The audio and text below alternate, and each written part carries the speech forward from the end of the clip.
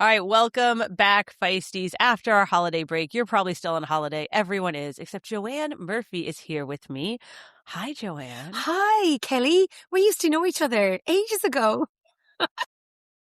It does feel like this summer we're having a very European summer. Everyone's taking all of July off. I know, and I feel like I haven't been around for a while either. Sorry, there's a dog barking outside. I feel like I haven't been around for ages because we took the break with your 4th of July celebrations, and then you had Erin Carson on, and then I think we were chatting for a little bit as well the week before. So yeah, it's been a while. I feel like, ooh, I'm back. Not for long. So Joanne is here. She's taking a break from her whirlwind adventures. Katie Zafaris is off right now, busy racing and family. And today we have an exciting interview. I mean, I would think everyone's excited, with Heather Jackson, to talk to her about gravel racing, running, not swimming, because she is about to take off on this big Tour Divide attempt to bike all the way from Canada to Mexico. She was actually supposed to start on Monday, but there's been bad fires, heat wave, and so if this airs on Friday, she was supposed to have started yesterday on Thursday. She delayed it a little bit. Now and so we caught up with her. Completely. Confused you? Yeah. Tomorrow is yesterday. Today. It's tomorrow. Yeah. So when you're listening to this, she should have started on the day before, on yesterday. And it should take her 2 weeks-ish. 13 days, 14 days. So we caught up with her about everything she's been up to. We're going to have that in the second half. But first, Joanne, tell me, where have you been in the 3 weeks I haven't talked to you? So I headed off to my very first trip to Andorra, to the Andorra Epic part of the Global Mountain Bike Series. So that was hot. Very, very hot, but we had an incredible 4 days of mountain bike racing in the Pyrenees, the Andorran Pyrenees, absolutely beautiful, and the location of the World Cup racing as well. So there was great excitement. And then I went to Swansea. So I left, I think I did 2 full weeks on the road. So I went to Ironman 70.3 Swansea, so commentated on. Okay. Yeah, so gosh, there's so much exciting racing. Thankfully, the races didn't get cancelled like Nice and Versailles, but it was hot. It was very, very hot. Now I have to say. Yeah. Tell us. I was going to say, tell us for us Americans. Well, you guys are used to the heat, over there? I know. That's why I feel like we feel like you're being a little bit of wimps. But no, I'm kidding. But how hot is it? All these races getting cancelled. You were at Andorra. Yeah, well, it's 28 degrees in Ireland at the moment. Like, that is too hot for us Irish fair-skinned people. Now, you're pretty fair-skinned yourself, Kelly, to be fair. Mm-hmm. To be fair, to see what I did there. But it's just it's really, really hot, and we didn't get the extreme temperatures that, say, Nice had or that Versailles had. My understanding is that in France in particular, of all the countries in Europe that have been affected by the heat, the emergency departments, the medical, the police, all of the services, the public services, were really, really struggling. So then to put on races that would potentially have people who get heat stroke or get sick, or the natural DNF rate that you would have at an Ironman or an Ironman 70.3, to have that compounded on top of what's already happening in the hospitals. And then I guess you've got to remember, and this is my own thought on it, is the people that work in the hospitals, a lot of them are the paramedics that come and work for the races. The policemen that work on a normal shift also work for Ironman when they're doing the policing and the roads and things like that. So I think it was just a perfect storm of an overwhelmed medical system and really, really hot, and really disappointing for the athletes. And I felt for the athletes, but I also felt for the team as well, because nobody wants a race cancelled. No. And I don't know the full facts of it all. Again, I've been on the road, so I have been dipping in and out of stuff. So, it's just really sad for the athletes. But I think they have had a bit of, with Nice anyway, I think they've offered options to the athletes. So it looks like Nice because you're saying will be in September instead of in because You're obviously mentioning, like, Nice got canceled, which we mentioned a couple weeks ago, but then Versailles, obviously, this past weekend, the inaugural got canceled. But from over here, I've been curious how hot it is. I want like, but I think at certain points it's 40 degrees. So you think about Kona heat, right? So different. I think personally, the difference is you go to Kona, you know it's going to be hot.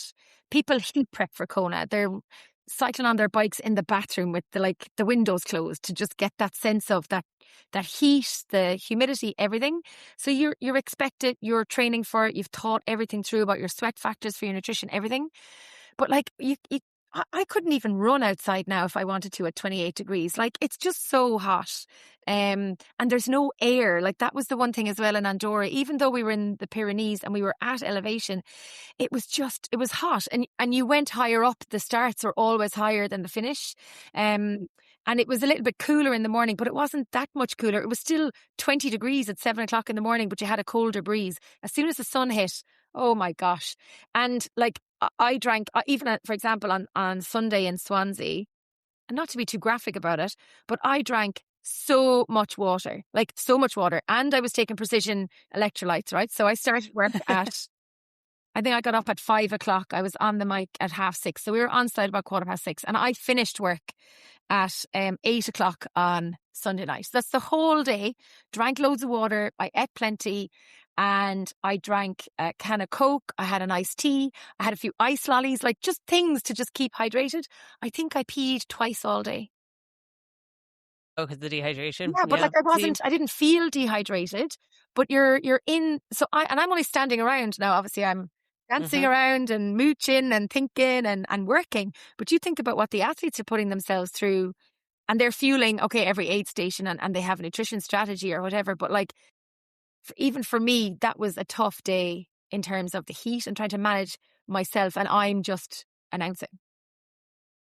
I hear the heat dome is coming for us now because it has been super hot here. Yeah, it's migrating, I gather, is the...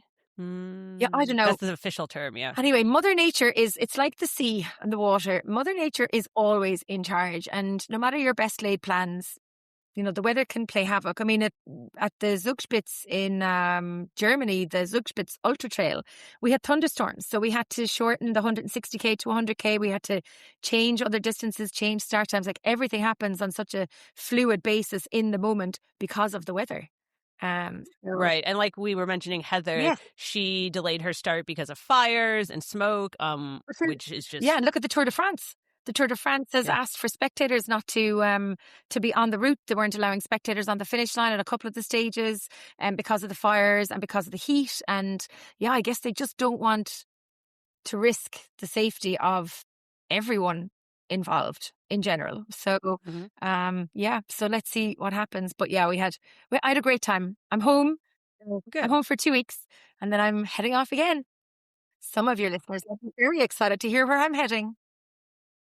Oh, you're going to tell us? Is that a hint? It's or a little hint. Secret? Let's just say it's not this side of the Atlantic Ocean. Wait, what do you mean by this? So it's not on the Irish, the European side. Okay. I literally do it and be like, what is on the other side of the Atlantic Ocean? Okay. We'll keep it a surprise for another week. Okay. Yeah. All right. Next week, you'll find out where Joanne is headed next, if she'll be calling you across the line. You should come out here because so Joanne, I know we're going to quickly touch on this before we talk about all the other news, but I've been like doing the thing where you're looking for something exciting, something that's like, and Katie knows this, something that tugs at your gut. You're like, oh, I want to sign up for that. Which I think is going to be some running races. But what I found out was Escrail, Jan Frodeno's Escrail thing, bought the local Olympic distance triathlon by my house. No way. Weird. Yeah. So not only are you going which is not a gravel triathlon. You're going to have Jan Frodeno and great coffee. Right. I assume that it is the week before Kona, and I assume that, their plans to do like a stop in California and then head out to... That would be a very logical flight. But it's not a gravel triathlon. So now I want to know, are they going to... It's a regular Olympic distance, local... sprint. Wow. So maybe they're putting the bike course on gravel.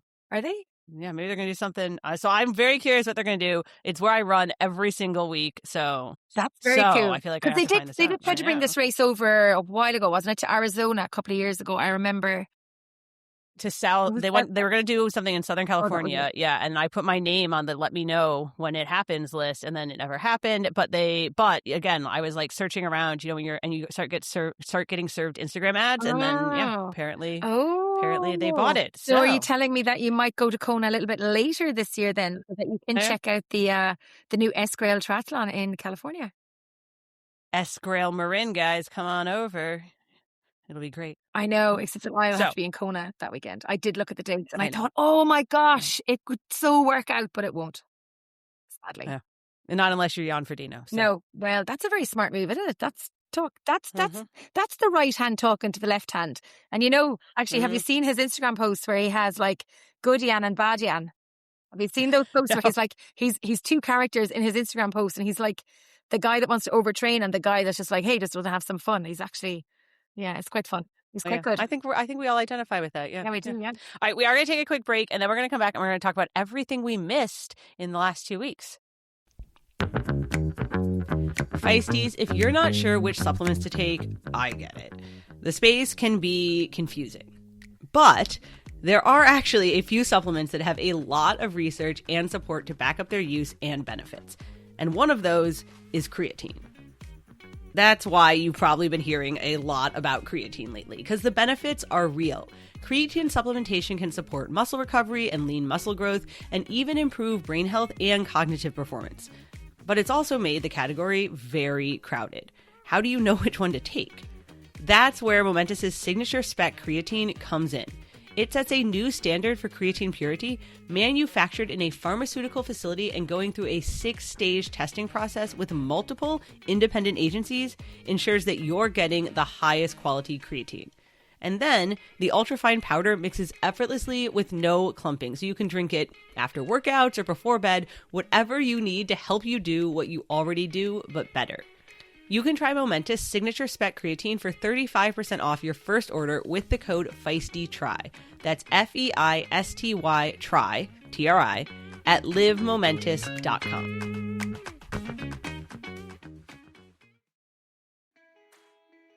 Feisties, have you ever wished there was a festival built entirely around active women where sport, learning, adventure and community are all rolled into one super fun weekend?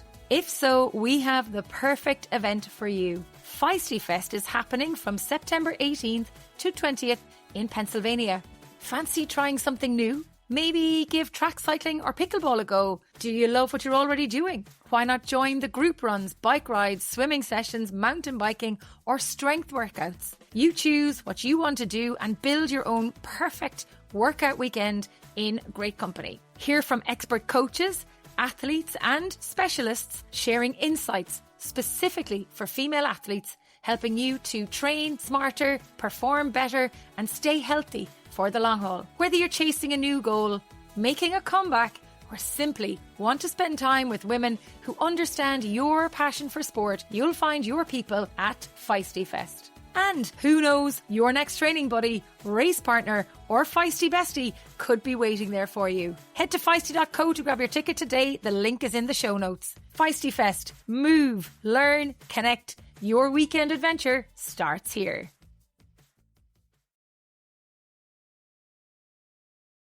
All right, Joanne, a lot has happened last 2 weeks. I feel like we can't actually hit everything we missed since the last time we were here for our listeners.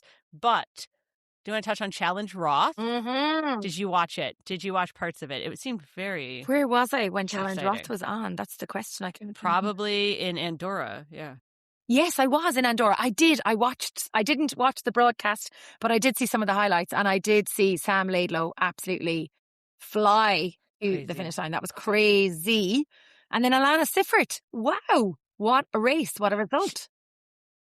She has said she'll come on the show. So this is our everybody. Yeah. So she messaged and said she would come on. And I loved the interview after where she said she basically doesn't look or stopped looking at her data. She was like this because it was making her think she was going too hard. So she just turned off that screen, like went to a different screen. And turned out it wasn't too hard, right? But if you saw it, you would think, oh, I'm going too hard. I'm going to blow up. So she turned off her data in the middle and was going by feel because she didn't want to think that she was going too hard and she wanted to just do it. Interesting. Which I think is interesting. Yeah. Yeah. Wow.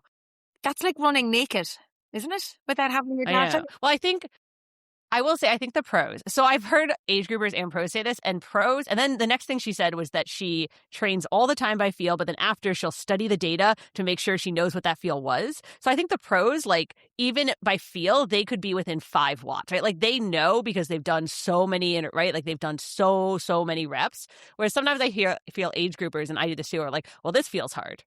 And then it's actually not that hard because you're just, right? Yeah.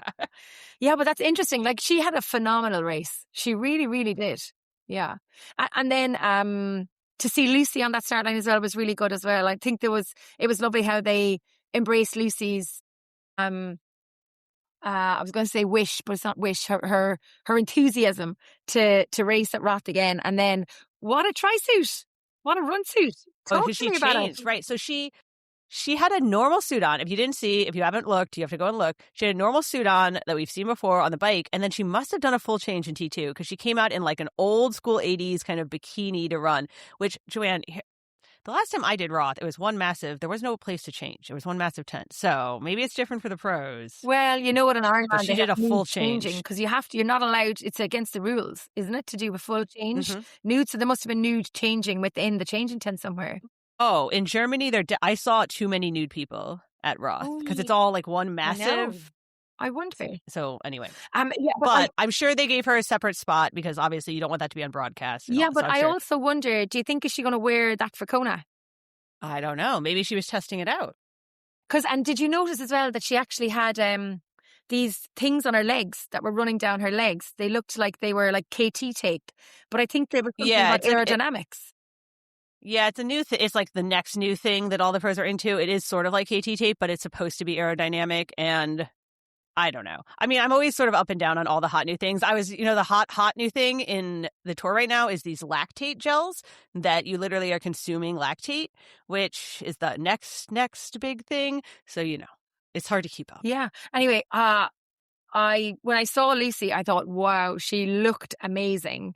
Like her stride and everything on the run course and stuff. And then I thought, I wonder is she testing stuff for Roth or for Kona? And then I did hear her say afterwards in her post-race interview that they needed data points for her training. So it was the perfect thing to do was to go race Roth, test everything, do everything. And then instead of having a lonely day of swim, bike and run, she got to race at Roth with a load of people. And maybe she's one of those people, I know I am, and me and Lucy are probably the same. No, that just does so much better in a race. Like you can go and do a test, but your data is just not the same as it would be in a race when you're. So. Yeah. And a big shout out to Daisy Davies, who was on the podcast before Roth, and I thought I had her picked as my dark horse, and she was third. So well, Alana Sifford was third last year as well, wasn't she? Oh yeah. Well, maybe there you go. Jump up. Yeah. And then Kat Matthews raced as well, but she didn't have the perfect day that she would have liked, I think. No, and it sounds like nothing particularly, like nothing happened, right? Like she didn't have a flat or GI issue. I think it just sort of sometimes doesn't come together. I'm sure, like Kat's super analytical, and I'm sure she is analyzing what went wrong or what she could do different but yeah, she just came out of the swim behind, and then she biked and ran well, but just not well enough to other people were ahead. So was it hot in Roth, wasn't it? On Roth. It was, but it was not as hot as we thought it was going to be. You know what I was about to say, Joanne? Yeah, sorry. Well, okay, so the race sells out. The race sells out after. And again, right, I'm clicking around waiting to see if I get into what I want to do. So at like 11 p.m., it was like, oh, Roth registration opens at midnight here. It was like an hour. It was about to open at like 1 a.m. And I was like, oh, maybe it sold out in 15 seconds. No. But now, so do they not sell entries on site the day after the race? They do. Then people sit and camp out overnight. I've seen them. They sit and camp out in this line overnight so that they can, because they open up on site for people there the next morning. And I think volunteers also get some kind of like, so then they get to be in line. My question is, the 15 seconds sounds incredible, and I'm not dissing that at all, but like how many entries are they selling in 15 seconds? Not, yeah. Is it 2,500? It's not everyone. No, because then they also said there's another late entry draw for like 700 people. Okay. That's like a charity. So there is one more chance, guys. If you were like on there at 1 a.m. here in the U.S., there's another late entry draw later in the year and I think it's like a charity or a raffle or something like that. So And they also unveiled their new finish line, which looked pretty cool too. there you go. So if you ever want to do Roth, which I do think is a bucket list event, this is part of my, Joanne, this is part of why I'm like waiting to something to inspire me, because I've done so many of the bucket list triathlons. But did you do Roth? I did Roth. Yeah, it's awesome. What year did you do it? Yeah. 2022. Oh, I was an earlier one. I did 2013. It was hot. I did it the same year as Sam Long, and I remember the two of us being, and I don't know Sam super well, but I like knew his wife. And we were both just like, as Americans, like, Americans are very confused there. We were like, I don't understand what's happening. Where am I supposed to go? Why are there all these instructions? Yeah. It is fab. It is good. Yeah. And actually, I caught up with Laura Siddle last week. She was on the ground in Swansea for the Ironman Pro Series commentary. So she was actually commentating at Roth as well. So yeah, it was good to catch up with her in Swansea. So big shout out to Laura Sid. Sweet. Yeah.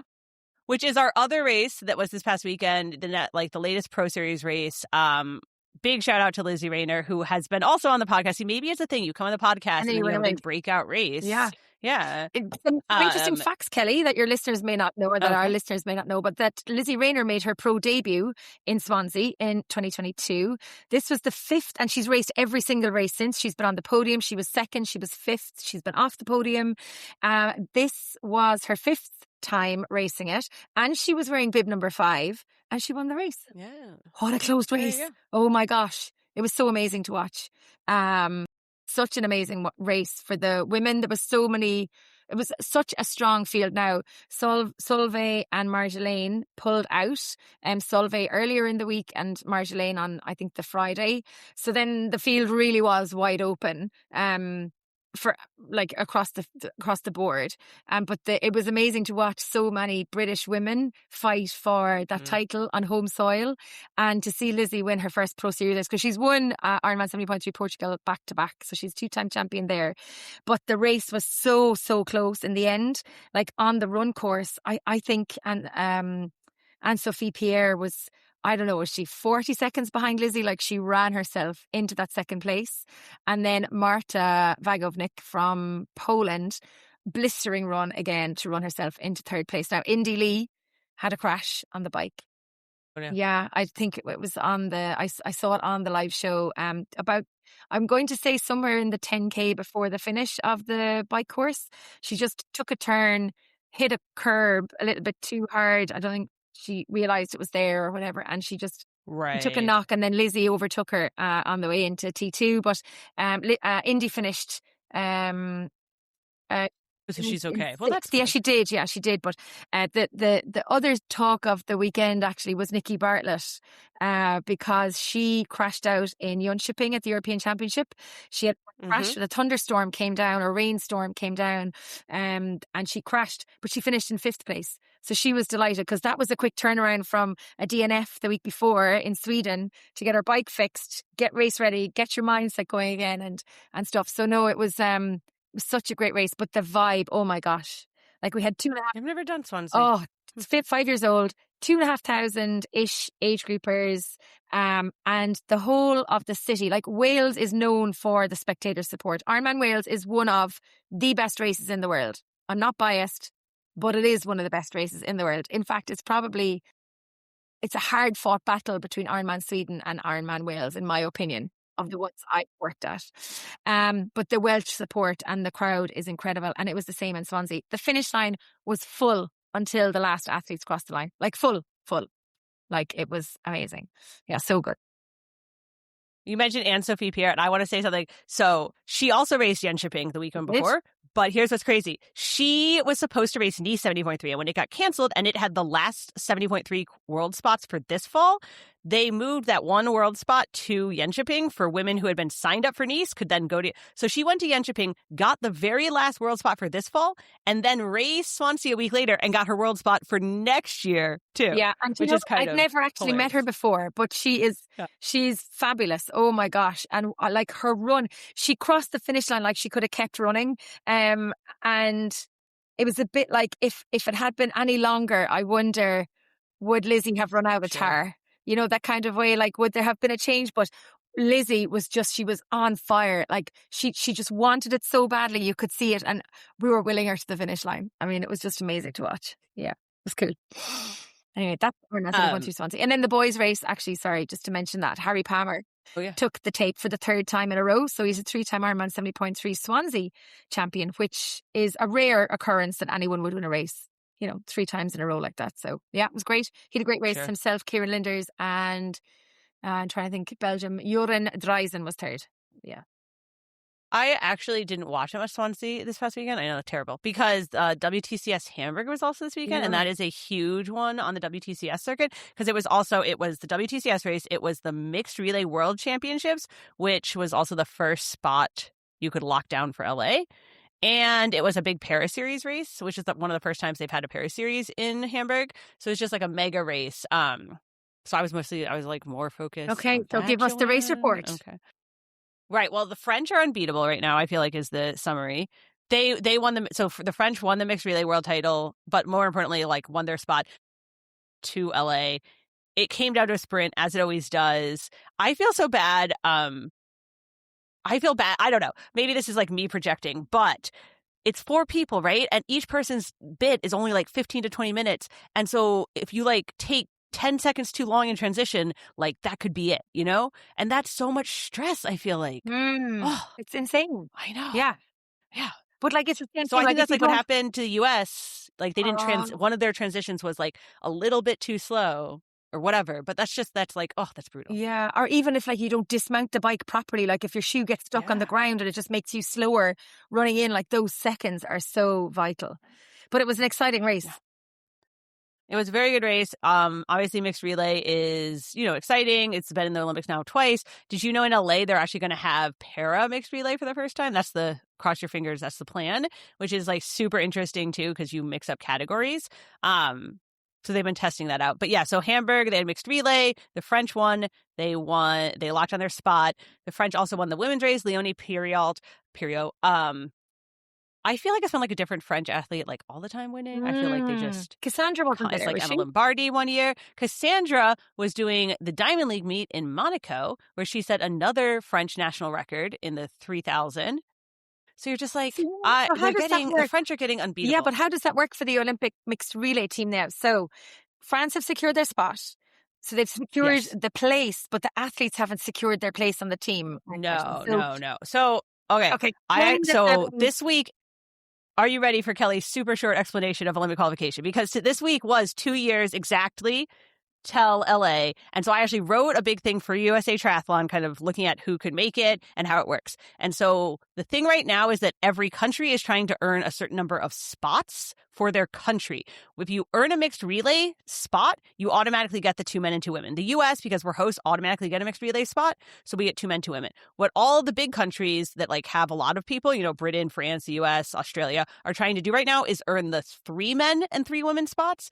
And in order to earn that, you have to have 3 people in the top 30 ranked during the qualification. So that's what everyone's focused on right now, is getting enough people high enough ranked that they can earn out the quota spots. But then once you earn the quota spots, the country can fill them with whoever they want, as long as they meet like the minimum requirements, Exactly. But so this French team went and earned their spot. They have 2 men and 2 women now guaranteed at the Olympics. They're going to try and earn 3 men and 3 women. But then they could name totally different people who are not those people.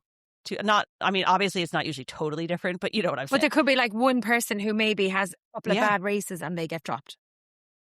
So none of the countries yet have actually released their specific qualification. Like, we're going to pick people based on, but what they probably will all do is pick the test event next year, 1 year out, and they will pick the championship finals next year as like the 2 main qualification races. That's what most of the countries will do, and then they will all say something like, if you're top 5 or if you're top 10 or if you medal, then you get a spot. And then after that, they'll just discretionary committee selection.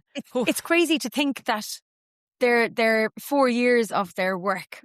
And I know for most of them, it's a lot more than 4 years, but you think about the last Olympic cycle. So if you missed the Olympics in Paris, you've maybe 1 more year, 1 more shot at it. That like everything rests on potentially racing really well at 1, maybe 2 races in that 4-year period. Yeah. That's crazy, isn't it? It's like a world championship. And then right now, it's every time. And then the problem also is that every country only gets a certain number of starts at those big races. So right now, if the U.S. only gets 5 people at the final, that will be a qualifying event. Right now, everyone's trying to earn enough points to be in the top 5 to get the start. Otherwise, they won't even get to start the race and have a shot. So that's why everyone right now is all stressed out about points and, Taylor Nibbs racing World Cups. And because everyone's trying to get enough points so that they can just get a start whenever those races are in. This is very chaotic, just so you know. And obviously, it's LA, so the U.S., this is a big focus for the U.S. The U.S. really wants the 3 men and 3 women. We are determined. We've kind of screwed that up in years past. We're determined not to screw it up this year, not getting the full number of spots.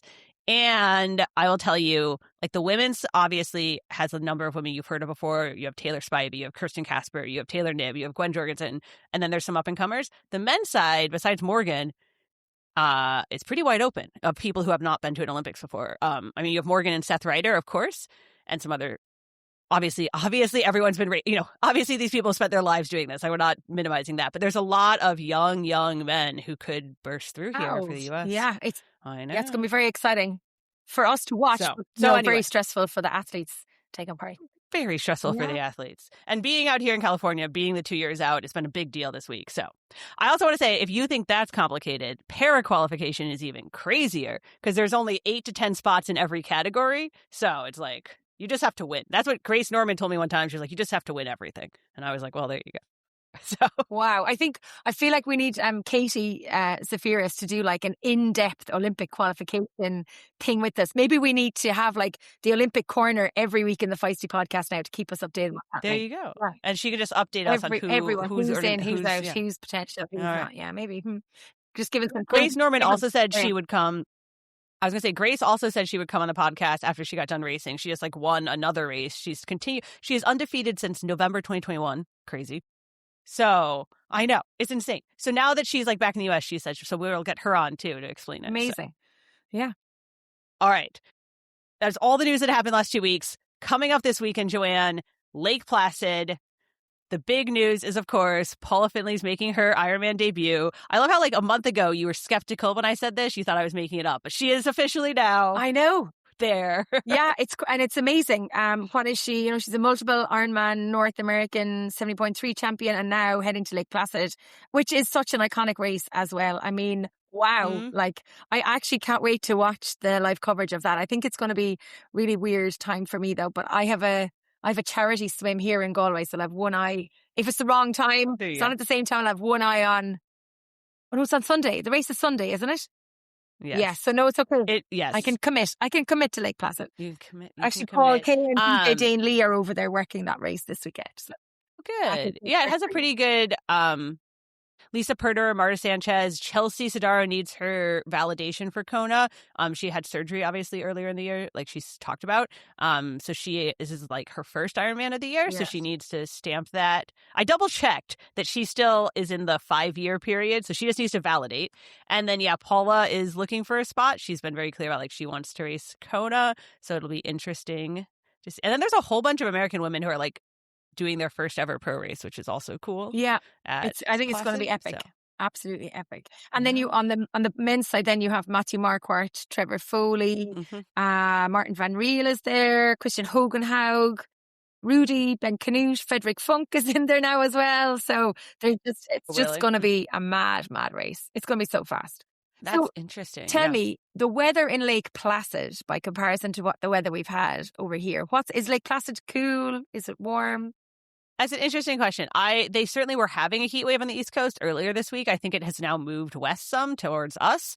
When I race Placid, it is notorious because it's very hilly and you go in and out of these Adirondacks. Notorious for I went through a massive storm in the middle of the bike. I was soaking wet, had been biking through a hurricane, and I got back to town and my parents were like, what are you talking about? Why are you wet? It didn't rain here. So each of the little valleys can have totally different weather. But yes, it often rains for sure. I don't know if that's on the calendar, but it can be crazy up and down weather. And it's also part of the, I think it's the 11th, well, Swansea was the 10th stop. So this will be the 11th stop on the Experience of Man Ironman Pro series as well. So it'll be interesting to see what happens. And speaking of the weather, Kelly, did I see people sliding in the mud on Instagram at Ironman 70.3. Is it Muncie at the weekend? Muncie. I don't know if anybody saw that video, but that was also a hurricane. And the joke was, how long is the swim? It's 70.3 miles, because it was just an absolute onslaught of rain. So yeah, but it was probably warm rain. We're having though. wild weather. Yeah. Unlike being over here, it's probably cold rain by comparison. So, but yeah, those are all, I mean, not all the big races. There was a lot of big races. Then we have like all our random news. Flora Duffy announced her retirement today. Well, after we're talking about this, which I know Flora was on the show again. You can go and listen to that earlier this year. So I don't think it was like a shock. She has talked about like she just was still trying to figure it out. But, you know, I mean, Flora had a very storied career. 5 Olympics, a record number. Like, she has more Xterra world titles than anyone, men or women. It's amazing. Crazy. And she's from such a small place. You know, you think about, like, you think of the Norwegians and what they've produced. So they now have 4 Ironman world champions just in the sport of triathlon, and they're multiple. So you have Gustav, Krasper, Christian, and obviously our favourite Solveig, in that small country. And then you think of Flora Duffy and what she has done for the sport of triathlon in her country. It's like 60,000 people. I know, it's amazing. Yeah, it's so good. Crazy.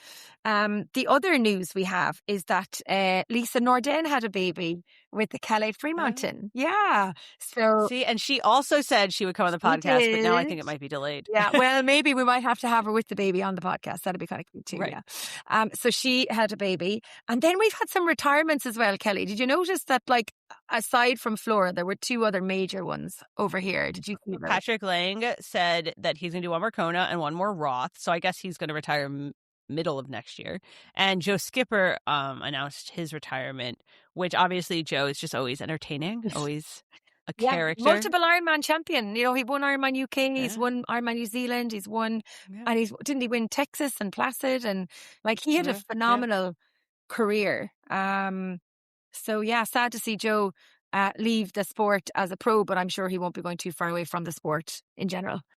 Yeah, it's interesting. I don't know if everybody's just trying to get their announcements out of the way, like in the summer, or what's happening. Yeah. So we'll see. We'll see if there's more announcements to come.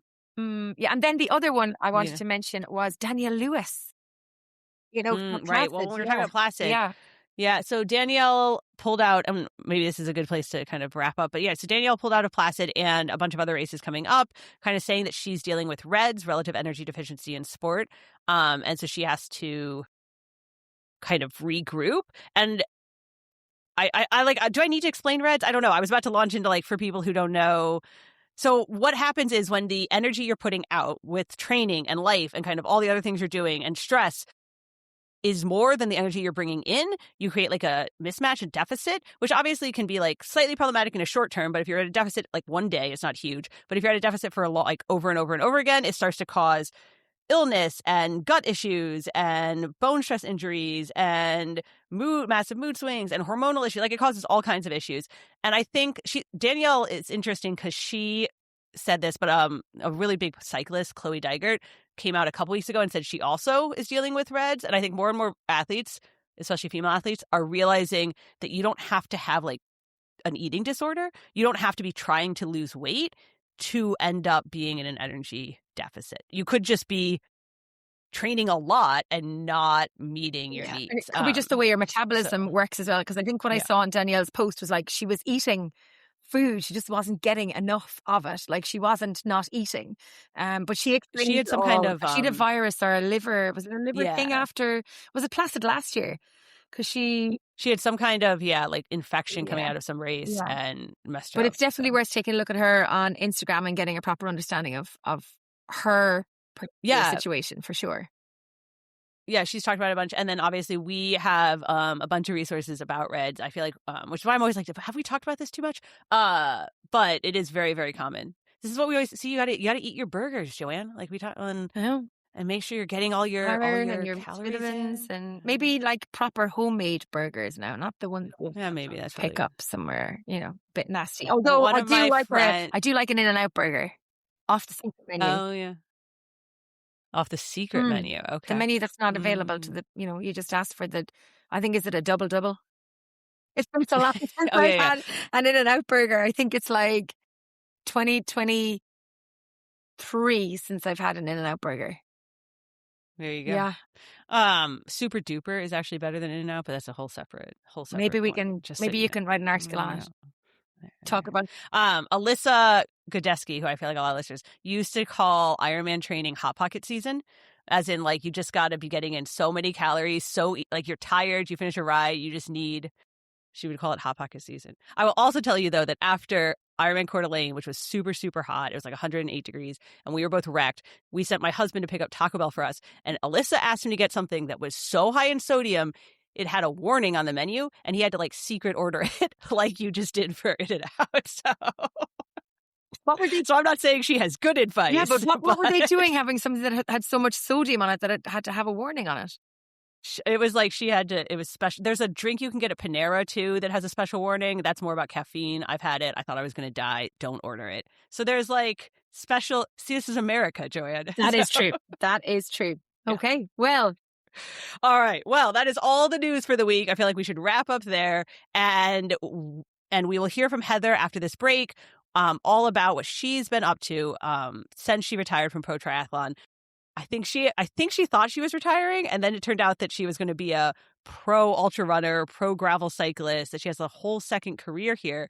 If you haven't been following her, it's been wild just to see her kind of take all of that on. So we will hear from her after this break, and then next week we will be back with Katie and more fun interviews. Yeah. So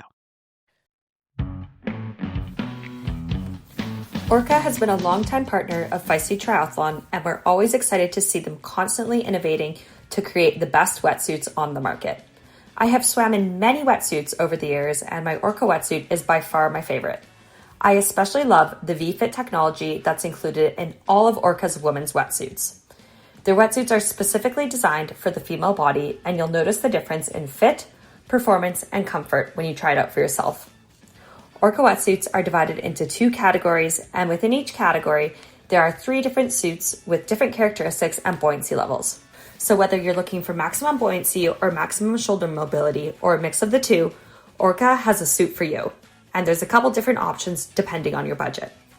As always, Orca is made by triathletes for triathletes. So get ready for race season with an Orca wetsuit and use the code Feisty15 for 15% off at the link in our show notes. That's Feisty15 for 15% off at the link in our show notes.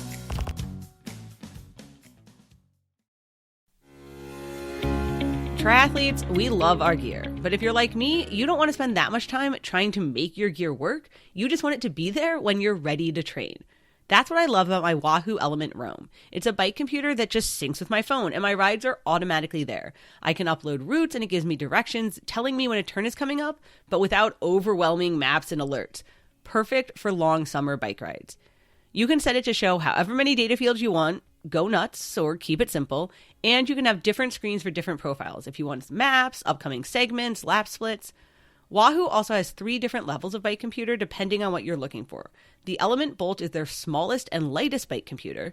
The Element Roam, which is my favorite, has been updated with more detailed maps and a touchscreen, along with buttons. And then the Element Ace is their biggest and most powerful bike computer with the longest battery life. You can check out all of Wahoo's bike computers at the link in the show notes and get ready for some big ride adventures.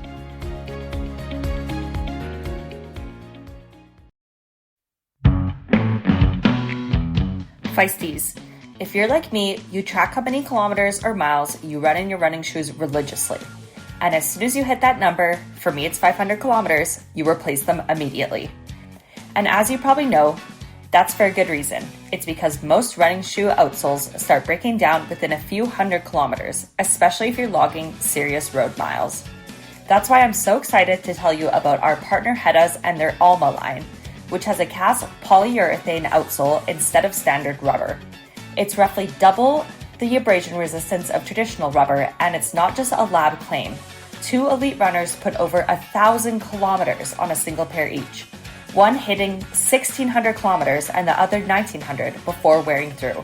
That's a lot of distance on pavement without losing your footing, like a lot. And the no-slip part isn't just the outsole. It's paired with women-specific last that locks your heel in place, so you're not sliding around inside the shoe while the outsole holds its grip on the road underneath. That's the Alma from Hedda's, a road shoe built to last. And we have a special discount code for Feisty listeners so you can try them out yourself. The shoes run a bit small, so make sure to order a half size up. Use the code STAYFEISTY to get 20% off at heddas.com. That's Stay Feisty for 20% off at heddas.com.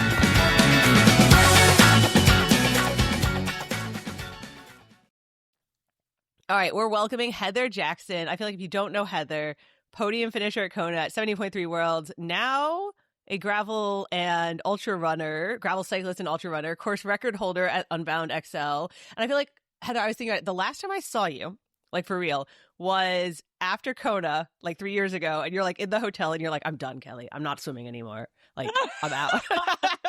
Exactly. Exactly. Oh my gosh, totally. So you actually did, like a lot of people say that after Kona, but you actually did, like you were done with triathlon and now you've like moved over into cycling and running. Talk our audience a little bit through like making that transition. Was it really about not swimming anymore? Like why did you decide to kind of have this second career? Yeah. Gosh. Well, thank you for having me on. So good to see you again.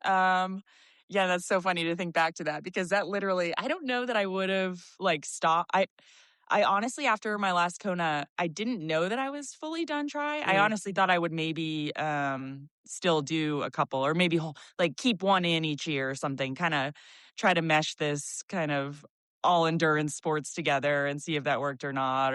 But yeah, once I stopped swimming, there was no going back. So I guess I never actually I don't know, fully retired from triathlon. I just kind of like put it on the side and Sure. I had wanted to try these new things. I am a fan of all sports and had watched Western States and UTMB and Unbound. I actually had done Unbound that final year of Kona as well. I was like, oh, this will be a great training day.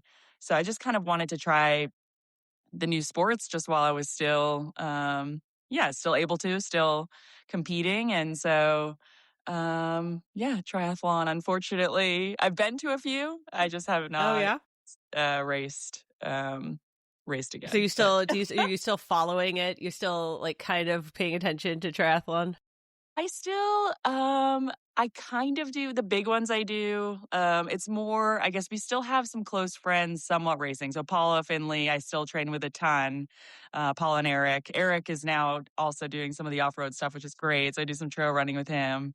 So yeah, Paula and Eric, anything Paula's racing, I follow or her journey. So I will be following Lake Placid very closely, hoping, and if Paula qualifies, Wadi and I are going to go to Kona this year, first time back to support Paula. So we're fingers crossed. I'm sure she will be there. But and then also Ashley Gentle and Josh Amberger, they were just here at our house for the last 2 or 3 weeks, which was amazing to catch up with them. So anything Ash still races. So like friends I follow, or I'll follow the big ones for sure. Right. That'll be interesting if you go back as a spectator. I'm gonna have to like find you and see what you think about it. Yeah.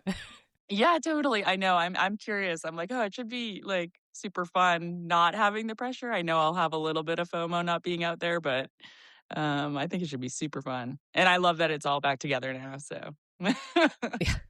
It'll be very busy, yeah. Let's talk about though, like a lot of obviously, you know, they retire from triathlon and they go and do adventures. Like that's totally common. But you're not just like doing these things. You're racing at a very high level in gravel cycling and in ultra trail running. So it's almost like you built this whole second career. Do you think of it that way, or are you just like, oh, I'm just out here having fun? I think originally I thought of it as just like, okay, I just want to try these for fun. Like they look cool. I want to try trail running. I wanted to try the gravel stuff. I didn't really think of it as like this will be a career. I think it was funny as I was stepping into it, gravel and trail both were kind of taking off like did maybe 10, 15 years ago. So it was like this, I got caught in the like, I just want to run in the mountains and not stare at my paces and meanwhile, like both of them are professionalizing like so quickly. So it was this like, okay, I guess we need to continue high performance in these two new sports like we did in which was fine because they were so new. I mean, they still are, but like it was a new challenge. So it was this, okay, I'll just have a few years of adventuring to like, okay, no, we got to approach them similar to how we did triathlon. Right. It's like very, yeah, people have their nutrition plan now. They have their Exactly. coaches. Yeah. Yeah, What it's is your crazy. training? What does your training look like? Like, give us because so this summer you already did the Cocodona 250 running, and now you're getting ready, and we'll talk about it in a second, for the like 2,700-mile Tour Divide biking. So how much are you biking and running each week? Like, what does your training look like? How do you balance it? No swimming, we've established. Yes, exactly. I've got 3 more hours in my day without going to and from the pool. Perfect. um, I would say the first couple years after I kind of stopped doing I was coaching myself. I was just kind of trying to like balance both. I was still doing pretty much how I trained for triathlon, just not swimming. So I would bike and run each day. Each day I would maybe focus on the bike and then do a run off um, and that worked for a bit, I think. I was so new to both that maybe my triathlon fitness carried over. And then I think last year my results were kind of all over the place. And I was like, I should probably get some help. So I started working with a coach last fall. And it's definitely shifted a bit where we have kind of focused more in on one at a time. I'm still doing the other sport, but like leading into Cocodona, my riding became just aerobic endurance, kind of balancing that cardio side versus like specific focus on bike workouts. So just still riding, but the run was a focus. And then since Cocodona, it's been all about the bike. I run, but it's just aerobic right now, trying to like, I only run right now 3 or 4 times a week, trying to get the bike ready for what's ahead. So, yeah, it's definitely shifted. How much do you find that it translates one to the other? Like, how much does run fitness translate to biking, bike fitness translate to running? You know, it's funny. I think I experimented with this in the first couple years after like 24, 25 seasons of biking still as much as I used to with the run, getting ready for, say, Western States and UTMB. And then also I did some blocks where I just kind of let the bike go. I would only do like an hour easy recovery spin after, say, a big run. And I actually performed better when I still was biking a lot more and didn't up. I've never had major run mileage. I think I've only done 100-mile weeks a couple times. But like bringing that up to like 80 to 90-mile weeks and letting the bike go versus staying at that like 60 to 70-mile range, which is not a lot for what the ultra runners do. But for Mm-hmm. me, if I'm still biking 10 to 15 hours a week, I've actually had way better results. So for me, it's been like, okay, this is cool. Like keep the bike in. Like I'm not thrashing myself as much. I'm not like tearing my body down.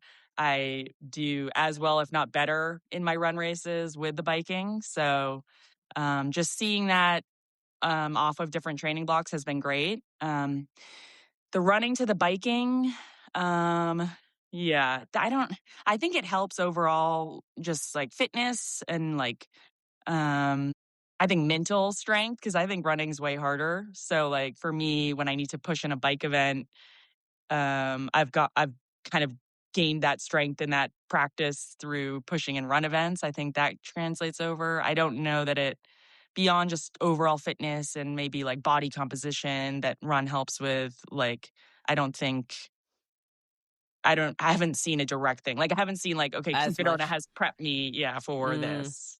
But Interesting. And so if you're only doing like, only, right, 60, 70-mile type run weeks, how much are you biking? Like 20 hours a week? Is that what I'm gathering here? yeah, 15 to 20. Yeah. Okay. I mean, I'm still training like 25 hours a week, 30. So, What is the, do you do, obviously, like, the sports and the races themselves are heavily like dirt. mhm. Not necessarily the Tour Divide, which we'll talk about in a second, but, all the other stuff. Do you do all of this, all of your riding on, like, are you doing all gravel riding, all trail riding, or are you kind of like mixing it up still? I still kind of mix it up. I think, again, I still try to train with Paula when I can. So she's got, maybe not now post Cocodona, but like early in the spring, I was doing Paula's run workouts like on the bike path in Tucson. We also had Sophie Lynn out, an ITU triathlete. So I still kind of train with the triathletes when I have that opportunity, just to keep that speed up and quality. And then I'll go out with like on the trails for maybe the longer aerobic days. Same on the bike. Like I try to keep some road in there in terms of like in Tucson, I'll do the shootout group ride. Oh, yeah. Just for that. That's my big intensity day. And then the rest I try to get on gravel. I honestly don't like riding on the road very much anymore, just with, I don't Oh, know, all sure. the accidents and just car. It's crazy when you don't ride on the road for a while. You're just on gravel and then you get on a road like and a car goes by. I freak out. It's crazy. I feel like you get super sensitized to it, but Interesting. Has it been hard to pick up the technical skills, and what is the hardest part of kind of this whole transition?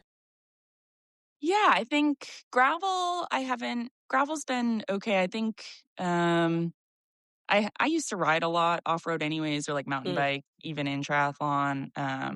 The gravel has been less so for me. Picking that stuff up.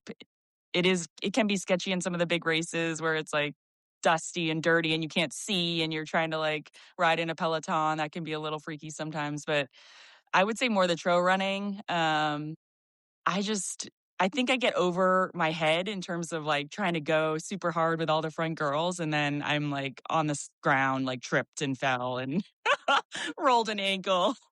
So the trail running has proven to be a little bit trickier, just with foot interesting. placement. My Huh. ankles are also so I played ice hockey before triathlon for 20 years. And so I think from my ankles being in hockey skates for 20 years, they're not very strong because they just had that Hmm. support for so long. So they just roll so easy. So I've had to really work on strengthening them and trying to be Oh, interesting. a little bit stronger for the trails. Huh. That's funny. I totally would have had the opposite reaction where like gravel cycling stresses me out, but like trail running is fine. You're like, who knew? Yeah, I don't know what it is. I'm just, again, I think I panic because on the run, like I get to start with the front girls versus in triathlon, I'm always, 10 minutes behind out of the water. So like, I get Right. so excited that I'm like near the front from the start that I get so wrapped up in it and just go way over my head. I mean, you kind of mentioned, we were kind of talking before about like these sports have both just boomed, even in the, 3-4 years you've been doing them. How welcoming has everyone been in gravel and in trail? Oh my goodness. Trail community is amazing. The trail community, like, it's incredible. Yeah. Everyone is so nice. Everyone's welcoming. Everyone's just like, I think it does have to do with the sport where it's like what you can do on the day. There's nothing affected by any sort of group dynamics. I think gravel's definitely got a different vibe in terms of on the race scene, for sure. Of just you're you're battling out there with tactical things that like Right. your race is affected by group dynamics. So there's a little bit more intensity there. Sure, sure. There's some like people like some people don't like other people. There's like things that Exactly. happen. Yeah, okay. Okay. Exactly. I see what you're saying. What do you have a preference between them, or do you just kind of like different ones on different days?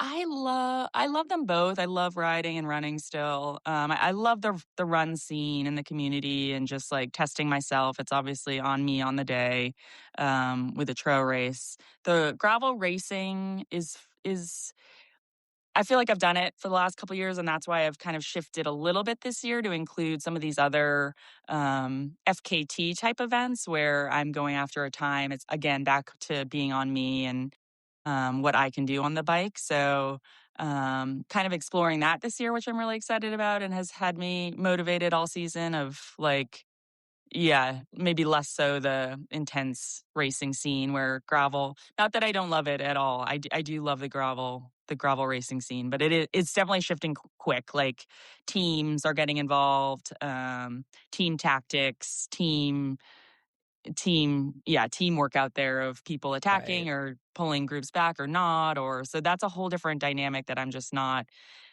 used to. And also just, yeah, I don't know. I Yeah. guess I, You saw that at Unbound this year, yeah, for mhm, sure. Hmm. exactly. So, So let's talk yeah. about this year. I mean, so like obviously you said you wanted to do all these big ones, but then this year I'm going to get this. You did Coconut 250, the running. You were going to do Unbound XL, but it was a little like close there. And now Yeah. you're getting ready for Tour Divide, which if people don't know is like 2,700 miles from Canada to Next. Mexico biking. And Yep. then you're going to do UTMB. Are you going to like survive this? Like, are you going to make it through this year? I don't know. I really don't know. I'm a little nervous. That's for sure. How did you pick? Was hard. Kona Yeah. was insane. So coming back from that is just been, I feel great now, which is great, but I didn't, Unbound came a little bit too quick. It was only 3 weeks later. So I think if I had had 4 or 5 weeks, maybe I would have been okay. But that race was just, I mean, it's 3 days, 2 nights of no sleep, which the sleep deprivation side of endurance is a whole other beast. That I learned about very quickly. So, yeah, I think I was like, I heard you were like, what was it, 5 miles or something from after 250 miles, you're like, and you just started like hallucinating, fell asleep on the side of the trail. Like, exactly. It was going well until it wasn't. Oh, no. Yeah, tell us what that was like though. Because I think, I think a lot of our, like, a lot of us can get our head around like a 50K or a 50 mile or 100, but Kona is like 3 days. It's like 250 miles. Like, that's another level of like getting your head around. Do you really not sleep for the whole thing? Yeah, I think I slept for maybe 20 minutes total. I should have slept more because that's what led to the issues. But yeah, you just I laid down once, maybe twice, actually, sorry. But one of them I couldn't fall asleep. But you're just, it's a whole different like endurance beast of you just have to keep moving forward. I mean, pace becomes irrelevant very quickly. It's just who's moving forward the best and not stopping. And you cannot think about it as 250 miles. Like, you're just thinking of the next aid station and that's it. Because, and then your brain stops working out there. So you become very reliant on your team, your crew of just telling you, okay, eat this, keep walking. We'll see you in 12 miles. And that's all.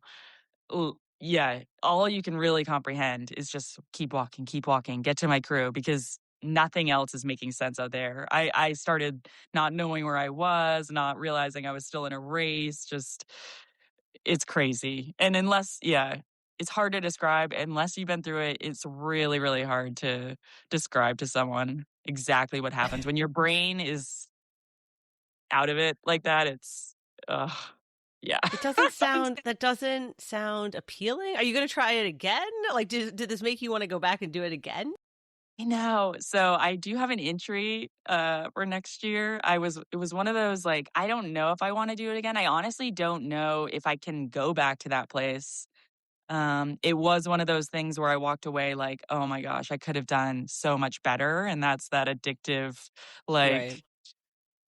like, I don't know, just wanting to go back of like, just fix this little thing and I could have done this or that. And which happens with every single race type thing I do. But I honestly don't know yet if I'll use the entry or not. I'm kind of like trying to wrap my head around, could I take myself back there? Because it was it was so rough. And so it took you like a month to recover from that, give or take? Yeah, I would say a month, 4 weeks to 5 weeks. And so that also like affects your whole year if you want to do other things. So we'll see. It is intriguing. It is one of those like, yeah, maybe I want to, but I don't know. Maybe I want. How do you decide to do all these things? Like, how did you put this plan together for this year? Like, what prompted it? I know. I think this year is definitely very unique, very different. It's got quite a few kind of the big things that maybe I should have just picked for 1 year. It's one of those like, I don't know. I'm still here like doing these things. I still have the most amazing sponsors behind me. And it was like, I want to do this while I still can. I don't know how much longer. Yeah, it was like, this is what I want to do. This is what inspires me and motivates me. So I'll just see if we can put these together this year. It was really just as simple as that. All right. So let's talk about this Tour Divide. So people who don't know, it's like 2,700 miles bike it goes Canada to Mexico, right? North to south. Yep. And there is kind of a depart where everybody who's trying it goes at the same time, but you're going to do it self-supported. You're going to try and break the record. It's about 2 weeks. Is that right? Are you going to sleep in that 2 weeks? Yes, I will very much sleep. So that's why I'm like, it is about going fast in the record, but it's also this one not so much. Like I just want to see what it's like and what it's. I don't know. I'm definitely prioritizing sleep and stopping each night, taking care of my body. I again don't know that I could ever go back to what happened at Cocodona. With sleep deprivation, so I don't know that I'll have a set plan each night. Like, okay, I want 5 hours or 6 hours, whatever it is, but I will be sleeping every night for sure, and just seeing how fast I can ride each day for day after day. So yeah. What are the, like, is it self-supported? What do the logistics of this look like? Like, do you have, or is Wadi coming with you? How does it work? Yes, so it's self-supported. You have to take care of everything yourself. So like bike work, if something happens, like feeding yourself, getting food, all of those things, is all on me to do. So, I've never done anything like this. I I'm am like, how knock does that, on. like, do you pack everything? And now I'm getting into like the weeds, but like, do you carry everything with you? Do you set up drops ahead of time? Do you just bring a credit card and like buy stuff along the way? Like, how does? Yeah, that's my plan. Is just you can use anything commercially available to anyone you can use. So like gas station, you basically just I'll start with nutrition, but then any town. This one's not a funny one, like a unique one in that you go through mini towns and like I have the route. I've been digging into the route and like okay, I can stop here, and get a hotel. My plan is to stay at hotels as much as I can.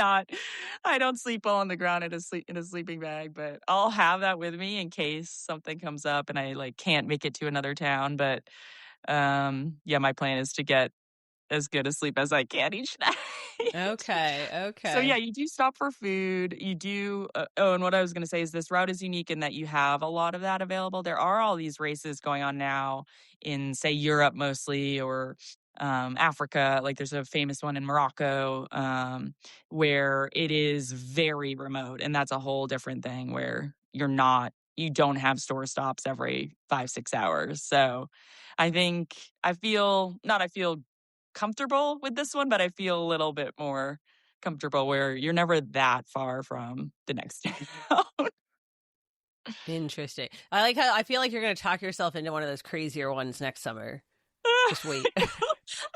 I follow them and then I'm like, I don't know. And then I'll like pull the trigger on one and be like, okay, we're going to Kyrgyzstan.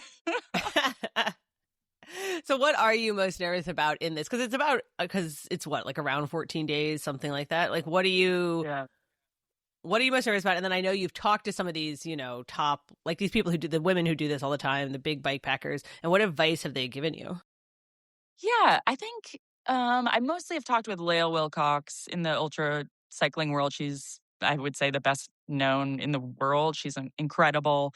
She has the record riding around the world. She's based in Tucson as well, so I get to ride with her when I'm down there. Her biggest advice, which was amazing, was just that a lot of people can overthink it and get super nervous for her. And she's like, you get up and ride your bike every single day.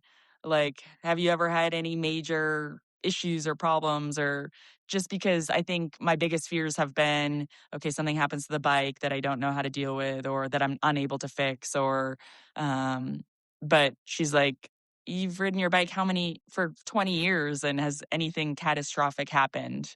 Like, don't overthink it. Just ride, you know how to ride your bike, take care of yourself, eat food.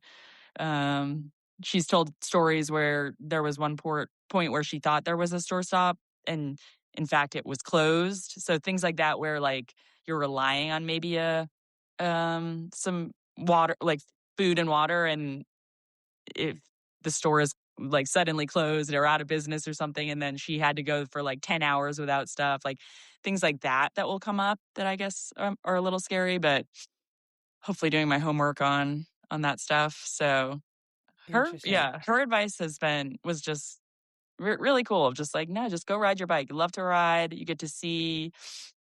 I've never seen like 90% of this route or these spots. So I think it's going to be super cool just to go down through like Montana, Wyoming, Colorado, down into New Mexico. So I was going to ask, what is the route? That's the way you're going? Yeah, exactly. So it should be some cool spots. hopefully too, like people can come out and ride with me. So they just can't ride in front and like technically block the wind, but hoping that people will come out and like ride next to me, see people and kind of, just celebrate the route and the communities along it. And how can people follow along and find you? So we'll have a dot tracker. I'm going to push it's right on it's on my website where I'm going to push it out publicly and then have it like on my Instagram or other spots. But like there is a full map dot tracker, so you can literally see exactly where I am. You can like dive down in and be like, she's right here. I will tell you, Lael, when she was doing her around the world, she came through like our town just on her route. And so I was like, went over, a lot of people went over to like meet her, 20, 30 people. And I swear, I thought she was going to be riding like easier because she's riding around the world. We were riding like fast through town. I got dropped. I was like, oh no. That's incredible. Yeah. That's so good. And then, so you're gonna do this. People can follow along. I'm sure you'll make like a video or something after, because you've obviously been documenting all of this, like kind of all season. And then, are you gonna do you have any recovery before UTMB? Hopefully. I know. I'm hoping. Well, like I said, I think the bike fitness really does help the running. So I'm like, okay, 2 weeks of just riding every day. Like, it's not going to take away from it. I will need to get obviously back into run specific form. So I will take some recovery, and then I'll have maybe like I just looked at the calendar, but I think it's like a 5 or 6 week block. Plenty. So should be good. Yeah. Are you doing the big loop or the CCC at UTMB? I'm going to do the big loop again. So I did the big loop last year and had a really tough one. There was a snowstorm. Yeah. I got super hypothermic out there. I was just not ready or prepared for the night section. I had no warm clothes. I was able to finish, but it was not, it was again that instance where I'm like, I can do this like 100 times better. So that was mainly why I wanted UTMB back on the calendar, and just give that a solid go, being prepared now, knowing the course, knowing the route, and also just seeing how it feels now after doing Cocodona, which was 3 days, if like a 24-hour type time frame will feel okay. One of the, how Ironman like works with them now. One of the Ironman like behind the scenes people told me once that the average finish time is like 40 hours for the big UTMB. Yeah. Yeah. It's a beast. It's crazy. The mountain, you're going up and over. You're either going up or down. It's so beautiful. It's super cool. It's just different. Like, it's hiking and then being able to descend versus say, I mean, it is runnable in parts, but it's not like a Western States where you can run a lot of it. So yeah. I mean, obviously, it's what like Katie Scheid did like 15 hours at Western States and like 22 or something at UTMB. Like, that's very different. So exactly, yeah. Totally. Yeah. All right. So how long are you going to keep doing this, Heather? Like, what is after this season? How do you top this? Like, where do you go from here? I know. I don't know. That's a good question. I like randomly will think about it like at points, and then I'm like, you got to focus on right now. So I try to just like, it's more like, are there any things left out there that I want to try before? That's a good question. Are there? I don't know. I honestly don't know. There's nothing jumping out necessarily right now. There is a new bike route that jumped out at me that they just launched. Sarah Swallow, I don't know if you know her. She's out of Tucson as well. She's a bike packer, but she kind of rode it, I think, last fall. But it's kind of like a Tour Divide, but West Coast towards the East Coast, which looks really cool because you start like up near Seattle on the coast. You go through Bend, you go through Boise, you go through so many cool towns that it does look like a cool kind of place to ride and maybe tackle that route. I don't know that I would do it again as an FKT. If like I can get Waddy and our pups, we could just do it as a bike pack adventure. Like, there's things like that I definitely want to do. But yeah, okay. We'll see after UTMB where we go from right. here. Well, like, quiz you. I'll like, what is it like? After yes, I'll find you again after a race and see what you're feeling. Yeah, exactly. Let's do one of we can do one in Kona for their post season. Post season, how did it go? Does Kona make you want to come back? No. Yeah, exactly. do I want to get back in the pool? Well, thank you so much for all of the all the catching up, and I'm sure we'll be following along. Well, like by the time this airs, you will be out on the bike a couple days in, so fingers crossed that everything goes smoothly. Yeah. Yeah, thank you so much. Yeah, and if listeners hear this and see my dot and want to come out, like come say hi, it would be amazing. So, yeah, thanks so much for the catch up.